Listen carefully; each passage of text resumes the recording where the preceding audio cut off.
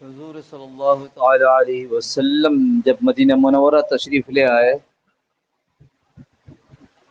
تو یہود اکثر سوالات بھی کرتے تھے تاکہ کہیں پر غلطی ہو جائے تو یہ کہہ سکیں کہ نبی نے جو کچھ بتایا ہے یہ صحیح نہیں ہے، اس لیے نبی نہیں۔ تو جہاں احادیث میں چند سوال جواب نقل کیے گئے ہیں، وہاں ایک یہ بھی ہے کہ یہ آئے اور کہنے لگے آپ تو یہ جانتے ہیں کہ نینوا سے، عراق نینوا سے جہاں بادشاہت نمرود کی تھی، وہاں آگ میں پھینکے جانے کے بعد صحیح سالم نکل آئے تو ہجرت کا حکم ہو گیا، اور ابراہیم علیہ السلام کہاں چلے گئے؟ فلسطین، شام۔ ابراہیم کی اولاد اسماعیل اور اسحاق علیہم السلام۔ اسماعیل علیہ السلام کو آپ نے کہاں چھوڑا؟ مکہ مکرمہ۔ اسحاق کہاں رہے علیہ السلام؟ وہیں رہے۔ اسحاق کے بیٹے کون؟ یعقوب، وہ کہاں رہے؟ وہیں رہے۔ اور یعقوب ہی کا نام اسرائیل ہے، تو انہی کی اولاد بنی اسرائیل کہلائی، تو کہاں تھے؟ فلسطین۔ تو یہ بنی اسرائیل مصر کیسے پہنچ گئے؟ حضور صلی اللہ تعالی علیہ وسلم ہسٹری کے استاد نہیں تھے، علم تاریخ کے استاد نہیں تھے۔ یہ سوال اس لیے رکھا کہ اگر نبی ہے تو اللہ ان کو بتا دے گا۔ ہے نا سوچنے کی بات؟ ابھی ہم بھی سوچ میں پڑ گئے کہ یہ ہوا کیا۔ سوال سخت، لیکن نبی تو اللہ کا فرستادہ ہے، جو ساری دنیا کی تمام چیزیں ہو گئی نہیں ہوئی، کروڑوں سال کے بعد ہوں گی، وہ ان کو اربوں سال پہلے جانتا تھا۔ اس اللہ نے محمد صلی اللہ علیہ وسلم کو بھیجا، وحی اتر گئی اور ایک سورت نازل ہوئی، پوری سورت۔ چھوٹی چھوٹی صورتیں تو پوری ہوتی تھی، باقی بڑی صورتیں تھوڑی تھوڑی کر کے ایک پوری سورت نازل ہو گئی جس کا نام ہے سورہ یوسف۔ وہ جو یعقوب بیٹے یوسف تھے وہ کنویں میں ڈالے گئے، وہاں سے مصر پہنچے۔ یہ لوگ وہی فلسطین میں، قحط پڑ گیا، اب ان کو لینے کے لیے کہاں آنا پڑا؟ مال مصر میں۔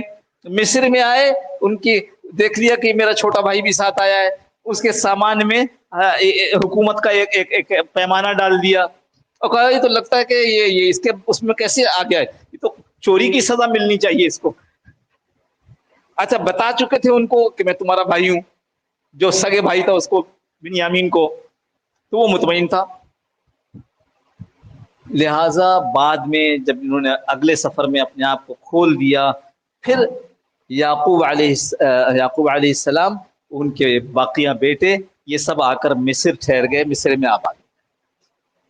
اللہ کے نبی صلی اللہ تعالی وسلم پر یہ پوری سورہ یوسف ایک ساتھ نازل ہوئی کہ یہ بتایا کہ یہ کیسے یہاں آ گئے۔ تم یہودی سے سوال کر رہے ہو، میرا نبی تاریخ کا طالب علم نہیں ہے، لیکن میرا نبی میرا فرستادہ ہے۔ میں اللہ، میں سب کچھ جانتا ہوں، میں جو چاہوں گا اس کو بتا دوں گا۔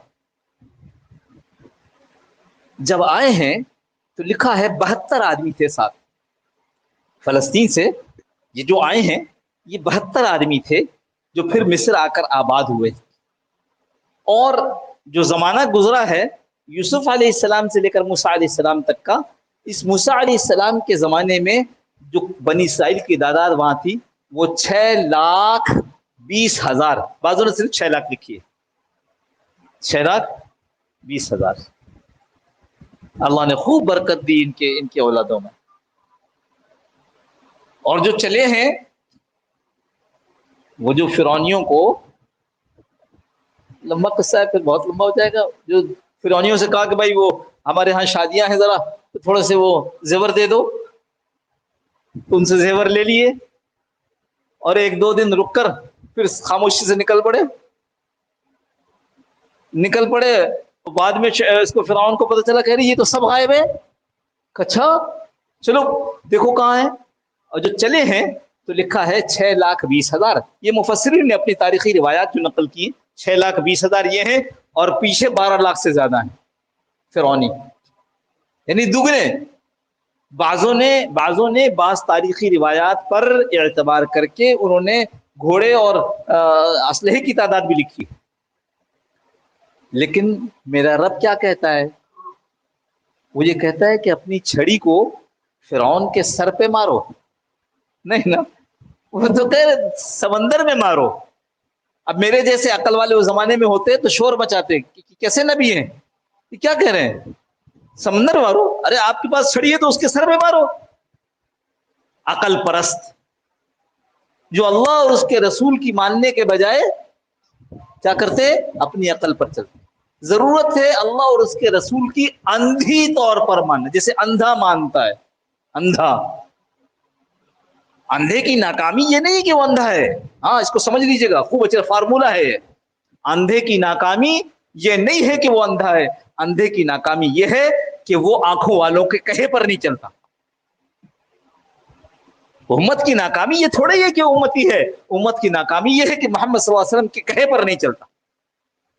جو بینا ہے، اور کیسے بینا ہے، کیسے بینا ہے خود کھڑے ہو کر بتلایا ہے۔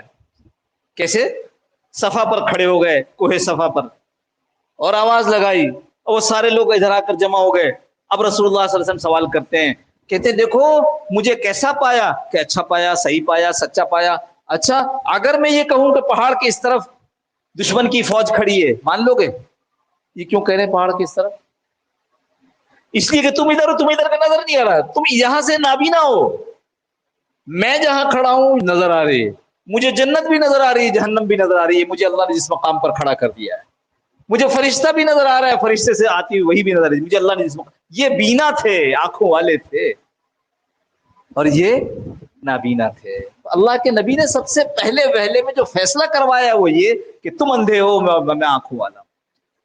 لہذا نابینے کی کامیابی یہ نہیں ہے، ہمارے سامنے تو کچھ نہیں ہے، اللہ سب کچھ جانتے ہیں۔ اللہ نے اپنے نبی حضرت محمد مصطفیٰ صلی اللہ تعالی علیہ وسلم کے ذریعے ہم تک اور آپ تک یہ حالات اسی لیے پہنچائے ہیں کہ جب 2023 میں ایسے کوئی حالات آئیں تو پریشان نہیں ہونا، پلٹ کر دیکھو کیا ہوا تھا، اس سے زیادہ ہوا تھا، لیکن اس سے زیادہ کو ہم نے کیسے کیا؟ ہم نے کہا ایک چھڑی سمندر پہ مارو، عقل کے خلاف۔ اس لیے یہ کہنا پڑا کہ اس وقت ہر آدمی اگر یہ بات کرتے ہیں نا کہ اللہ سے ملو، اللہ سے جڑو، تو کتنا عجیب آدمی ہے۔ یہ راکٹوں کا زمانہ ہے، وہاں وہ راکٹ مار رہے ہیں، میزائل مار رہے ہیں، آپ کہہ رہے ہیں نماز اچھی کرو۔ تو عقل تو یہی کہتی ہے کہ اور ایٹم بم، ہائیڈروجن بم، اسٹار وار اور پتہ نہیں کیا کیا بناؤ اور پھر مقابلہ کرو۔ اور وہی کیا کہتی ہے؟ وہی یہ کہتی ہے کہ میرے ساتھ آ جاؤ، میں اللہ تم کو اپنے پاس بلا رہا ہوں، میرے پاس آ جاؤ۔ کسی بہت پرانے فلسفی نے اور لکھا لیے ہے کتابوں میں کہ موسیٰ علیہ السلام سے ہی سوال کر لیا کہ اے موسیٰ اگر یہ ساری کی ساری کائنات یہ تیر بن جائے اور اللہ کے پاس وہ کمان ہو جس سے وہ تیر چلائیں تو حفاظت کہاں ہے؟ ہر طرف عذاب ہو، ہر طرف پریشانی ہو، ساری کائنات تیر بن گئی، کمان اللہ کے پاس اور وہ چلا رہے ہیں، تو حفاظت کہاں ہوگی؟ تو فرمایا حفاظت ہوگی کمان، تیر کمان چلانے والے کے بغل میں آ کر کھڑے ہو جاؤ۔ بتاؤ تیر چلے گا؟ اب تیر تو مقابلے والے سے چلتا ہے، جب تم اس کے ساتھ آ کر کھڑے ہو جاؤ گے تو پھر تیر نہیں ہے۔ ہاں ضرورت اس بات کی، عقل پرستی نہیں کرو، ختم کر دو اس کو۔ بہت کھالی مار، ہم نے بہت مار کھا لی اس عقل کے چکر میں کہ وہ سپر پاور ہے، اس کی مان کر چلنی ہے۔ اللہ معاف فرمائے، سپر پاور تو اللہ ہی ہے۔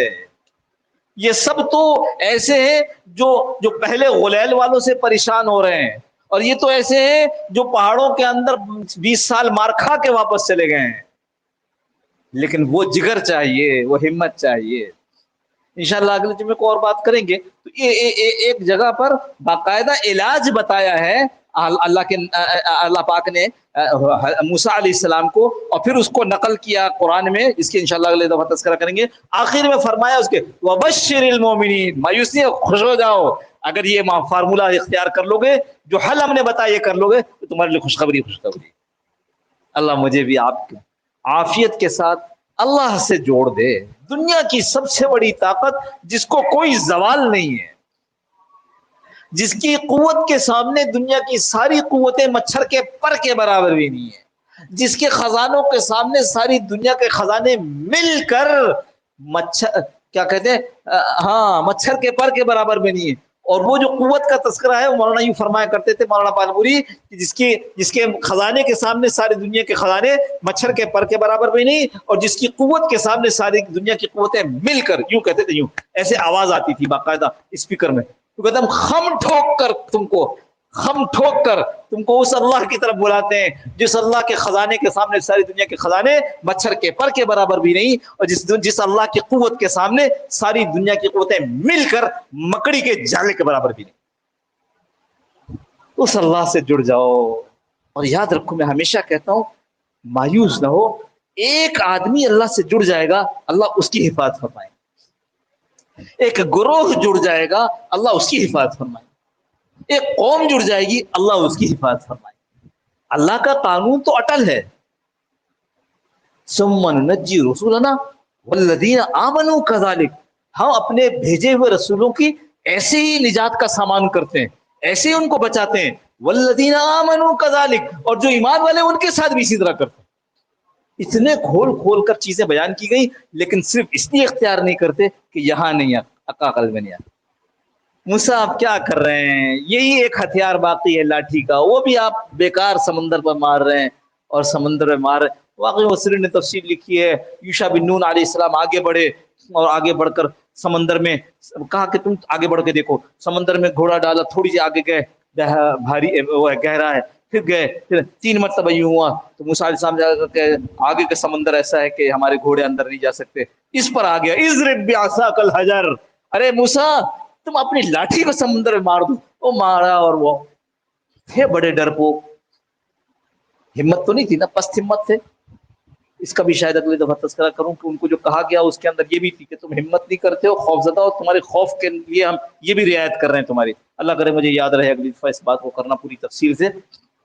تو پھر کیا ہوا کہ 12 راستے بنائے گئے، اللہ نے 12 راستے بنائے، یہ آپس میں لڑتے بہت ہیں، تو یہ 12 قبیلے، 12 قبیلوں کا 12 ہی بیٹے تھے نا اسرائیل علیہ السلام یعقوب علیہ السلام کے، تو 12 قبیلے تھے، 12 کے 12 کے لیے الگ الگ راستہ، وہ کہیں ایسا نہ ہو کہ ایک شور کرے کہ وہ دوسرا کہاں گیا، تو اللہ پاک نے اس رستے کے درمیان میں سے کھڑکیاں بنائیں جس سے وہ ایک دوسرے کو دیکھتے تھے، اور جہاں فرعون کے غرق ہونے کی آیت نازل کی ہے قرآن میں، وہاں کہا کہ ہم نے فرعونیوں سے نجات دی بنی اسرائیل کو، اور کہا کہ ہم اس طرح غرق کر رہے ہیں وَأَنْتُمْ تَنْظُرُونَ، اور تم اپنی نگاہوں کے سامنے دیکھ رہے ہو کہ غرق ہو رہا ہے، ورنہ کیا ہوگا، ورنہ یہ ہوگا کہ تم 2 سال کے بعد بھی کہو گے ہے کہیں چھپا بیٹھا پھر آ جائے گا۔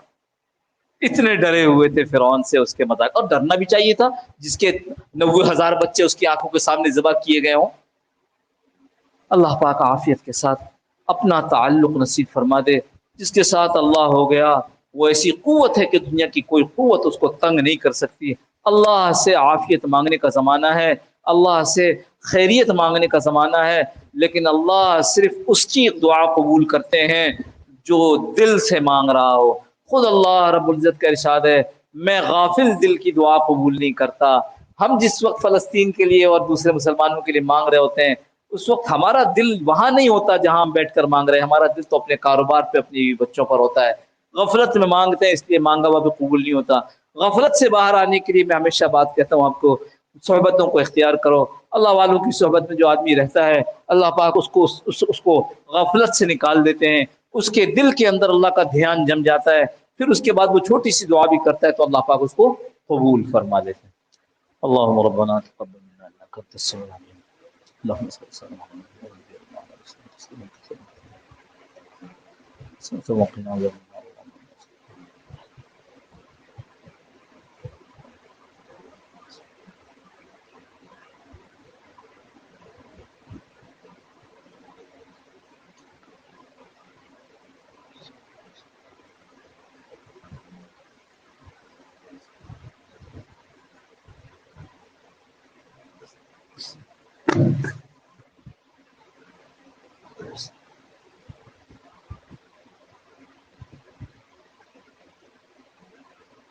اللهم ربنا تقبل منا انك انت السميع العليم وتب علينا يا مولانا انك انت التواب الرحيم وصلى الله تعالى على خير خلقه محمد وعلى اله وصحبه اجمعين برحمتك يا ارحم الراحمين. جزاكم الله خير. السلام عليكم ورحمة الله وبركاته.